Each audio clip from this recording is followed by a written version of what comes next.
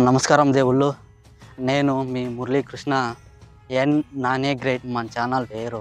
మనం ఇప్పుడు ఉన్నది రామనగర దగ్గర ఉండే రేవణ సిద్ధేశ్వర కొండ దగ్గరకు వచ్చినాము. చూడండి, ఇదే కొండ.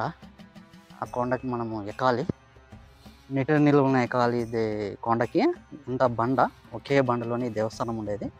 వెళ్దామండి, రండి. చూడండి, మనము కొండకి ఇలా వెళ్ళాల్సి ఉంటుంది.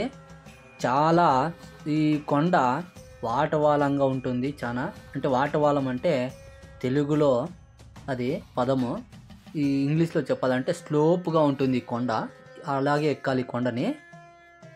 రేవణ సిద్ధేశ్వర స్వామి ఇక్కడ నేను పార్ట్ 1 పార్ట్ 2 2 వీడియోలు చేసినాను. పార్ట్ 1లో వచ్చేసి రేణుకాంబ చరిత్ర గురించి, తర్వాత ద్వాపర యుగం నాటి పాండవులు ఇక్కడికి వచ్చి వాళ్ళు 2 శివలింగాల్ని, ఒకటి మర్ర సిద్ధేశ్వర స్వామి శివలింగాన్ని, ఇంకొకటి భీమేశ్వర స్వామి శివలింగాన్ని ఇక్కడ ప్రతిష్ఠించిన విషయాన్ని, ఆ చరిత్రని మీకు తెలియజేసినాను.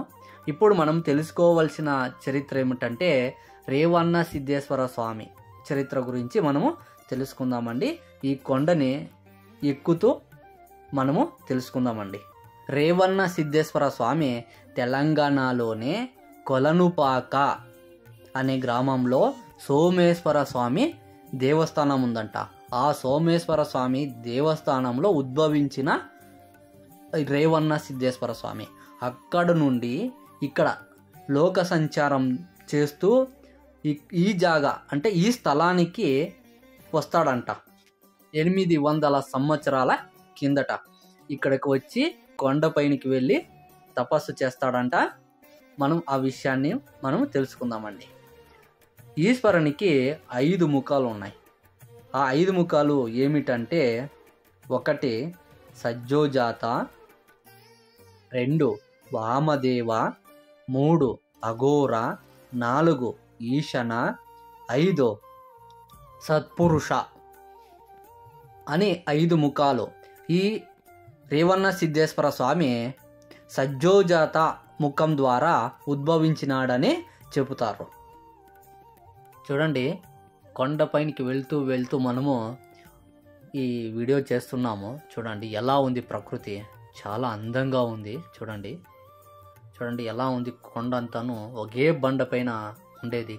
ఇది ఒకే బండే, చాలా పెద్ద బండ.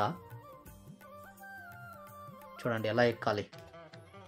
మెట్లు లేకపోతే ఎక్కడం చాలా కష్టము.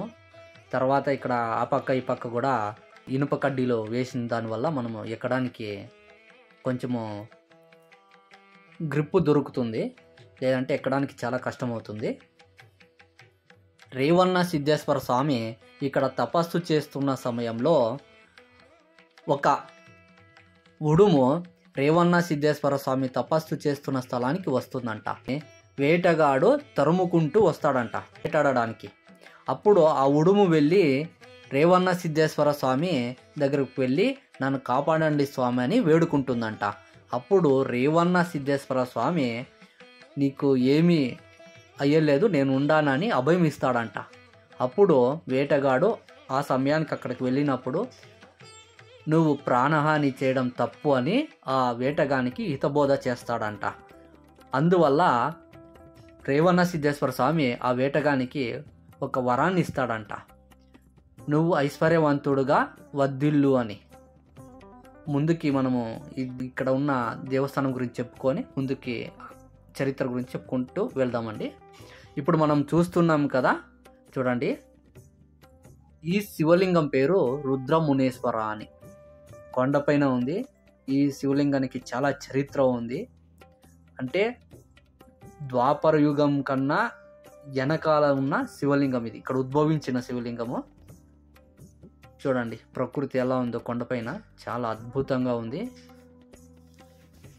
అక్కడ ఒక శివలింగం ఉంది. ఆ మంటపంలో కూడా ఆ శివలింగం గురించి కూడా నేను చూపిస్తాను. చూడండి మీకు, చూడండి ప్రకృతి ఎలా ఉందో పైన కొండపై నుంచి చూస్తుంటే. మేఘాలు కమ్ముకున్నాయి బాగా. చూడండి, ఈ శివలింగాన్ని సిద్ధరామేశ్వర అని అంటారు. చూడండి ఈ శివలింగాన్ని. కొండపైన చాలా అద్భుతంగా ఉంది, చల్లగా ఉంది ఇక్కడ కొండపైన.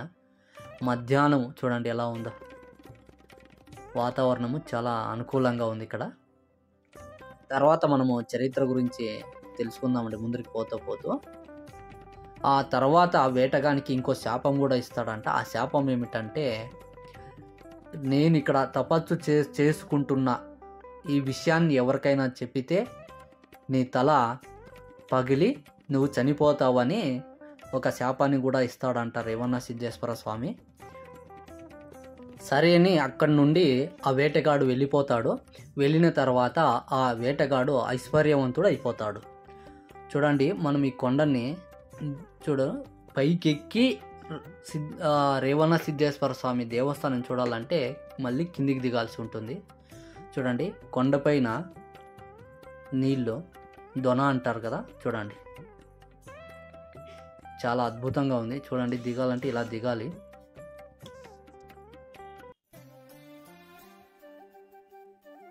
చూడండి, ఇక్కడ ఎక్కువ గాలి వచ్చిందంటే దుబ్బినట్లు అవుతుంది, కొంచెము మనిషికి భయం కూడా అనిపిస్తుంది. ఆ వేటగాడు ఐశ్వర్యవంతుడు అయింటాడు కాబట్టి అక్కడ ఉన్న వాళ్ళు అందరూ నువ్వు ఎలా ఐశ్వర్యవంతుడైనావు అని అడుగుతూ ఉంటారు. అప్పుడు ఆ వేటగాడు ఉండలేక ఇంకా జరిగిన విషయాన్ని చెప్పుతాడు. ఇలా రేవణ సిద్ధేశ్వర స్వామి నాకు వరం ఇచ్చినాడు అని చెప్తాడు. ఆ క్షణమే ఆ వేటగాడు అక్కడే తల పగిలి చనిపోతాడు. ఇది ఆ వేటగాని చరిత్ర. తర్వాత ఈ విషయము ఆ నోట ఈ నోట చేరి ఈ ప్రాంతాన్ని పరిపాలిస్తున్న చామరస అనే రాజు చెవిలో పడుతుంది. ఆ చామరస రాజు ఈ రేవణ సిద్ధేశ్వర స్వామి చూడాలని ఈ కొండపైనకి వచ్చి ఇక్కడ ఆ రేవణ సిద్ధేశ్వర స్వామి ఆశీర్వాదం తీసుకుంటాడు. తీసుకున్న తర్వాత ఆ రేవణ సిద్ధేశ్వర స్వామి అడుగుతాడంట చామరసని, నీకేమి కావాలి నాయనా అని.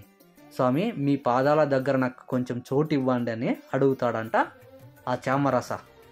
అప్పుడు తదాస్తు అని ఆ రేవణ సిద్ధేశ్వర స్వామి వరమిస్తాడు. అప్పటి నుండి ఇప్పటి వరకు ఇక్కడ త్రికాల పూజ అని నడుస్తుందంట. అప్పటి నుండి జనాలు రావడంతో ఎక్కువగా ప్రతిరోజు ఇక్కడ పూజలు జరుగుతూ వచ్చినాయి. చూడండి, రేవణ సిద్ధేశ్వర స్వామి మనకి ఇక్కడ వీడియో చేయడానికి అవకాశం లేకపోవడంతో గూగుల్లో ఫోటోని తీసి ఇక్కడ నేను మీకు చూపిస్తున్నాను. ఇక్కడ వచ్చేసి ఇక్కడ దొన ఉంది కదా, దొన పక్కలో నంది ఉంది.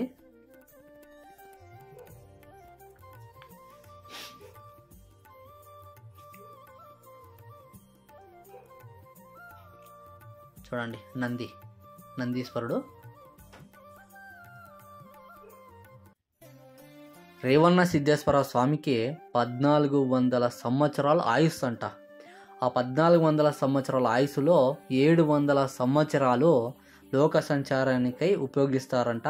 తర్వాత ఇంకో 700 సంవత్సరాలు తపస్సు చేసుకోవడానికి ఉపయోగిస్తారంట.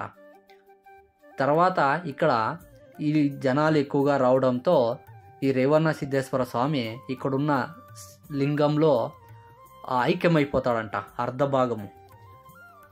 ఇక్కడ ఐక్యమైన తర్వాత ఇంకో అర్ధభాగము తెలంగాణలోనే కొలనుపాక అనే సోమేశ్వర స్వామి దేవస్థానంలో ఇంకా అర్ధభాగం ఐక్యమవుతాడంట. ఇది రేవణ సిద్ధేశ్వర స్వామి గురించి చరిత్ర. ఇక్కడ చూడండి, ప్రకృతి చాలా బాగుంది. ఇక్కడ చాలా అంటే చాలా బాగుంది. చూడండి, చుట్టూ కొండలు, మధ్యలో రేవణ సిద్ధేశ్వర స్వామి కొండ. చూడండి, చెరువులు. ఏమంటే ఒకే బండలోనే ఉండేది ఈ దేవస్థానము, ఈ కొండ ఒకే బండే.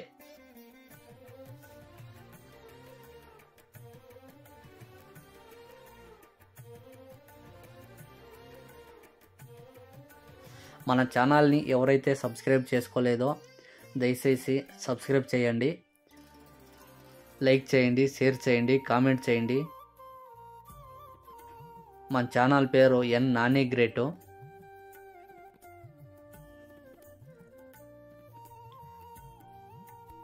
మరిన్ని ఇలాంటి వీడియోల కోసం ప్లీజ్ సబ్స్క్రైబ్ చేసుకోండి ప్లీజ్. చూడండి, ఇక్కడ నిత్య అన్నదానం ఉంటుంది ఈ దేవస్థానంలో. ఈ అన్నదాన సత్రం ఇది చాలా శుభ్రంగా ఉంది ఇక్కడ. చూడండి,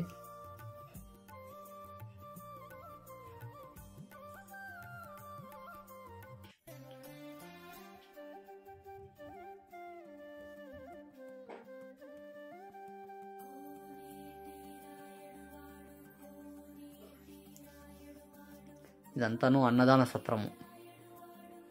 మనం వెళ్ళిన కొండ ఇది.